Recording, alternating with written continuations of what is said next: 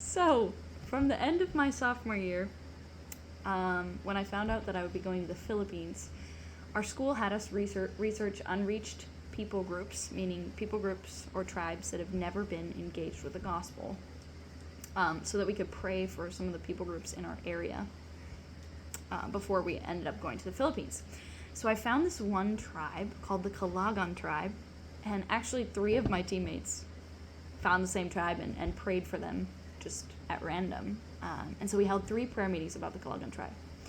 Right after that, I discovered this woman who happened to be going to my church at the time, and she takes audio files from online in different languages of the Bible and uploads them to these audio Bibles. Sometimes they're inside little sheep, like stuffed animal sheep for kids, and sometimes they are like solar powered, just audio Bibles, but also like chargers so that they can charge the sheep from solar powered, which is really cool.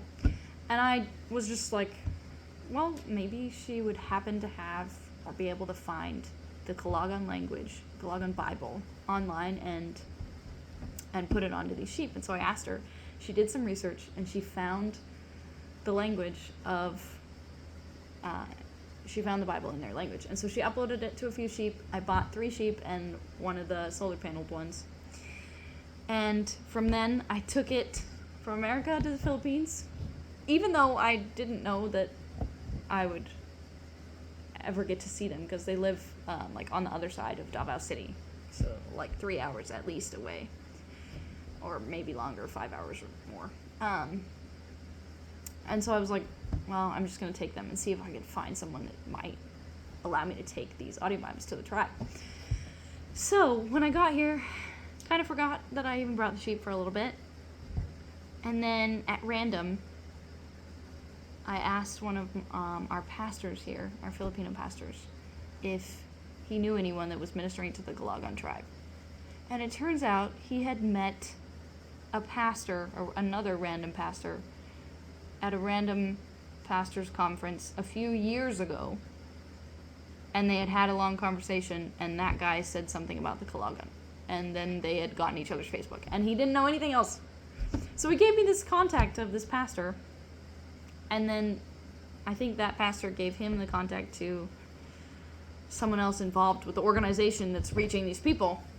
So eventually, after like 3 more contacts, I come to a person who's actually going monthly to the Kalagan tribe. And it turns out it's 5 hours away. I wouldn't be going all the way up to the mountains where they live, but there's a meeting place where they come down from the mountain once a month and talk about Jesus. And through communicating with this person, we set up a meeting so that I could go take these sheep to the Kalagan tribe. So I have a little trouble convincing, our leaders here, because they're like, you don't know these people, these are strangers, there's no way we're going to let you go 5 hours away to go and with strangers and give these sheep out. But I prayed about it, and he prayed about it, my supervisor did, and then he decided that it was going to be okay, and it seemed like the Lord was blessing it. So a week later, I'm on the road with strangers, with the sheep and Serenity, my teammate. And we get there, and I got to meet this tribe that I prayed for a year ago, and it was really sweet. We had a Muslim-style meeting about Jesus, which was really fun to see that mix. And I got to hear their language. I got to give them these sheep. Well, so I gave the sheep to the leaders of the Kalagan ministry, right? And then they play the recording on the audio Bibles. And it just so happens that the voice that took the recording was their son.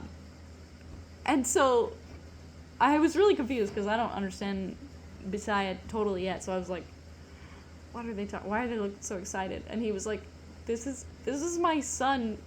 This is my son's voice. And then they switched chapters, and it was like his own voice talking to him on this audio Bible sheet they had no idea. They had made these recordings of the Bible a few years back and had no idea that they could be found and uploaded to these Kalumi sheep that I got to bring. But it's really exciting because they actually can use the sheep in the Muslim village that's a little bit harder to reach because the Muslim village is still like really resistant to the gospel.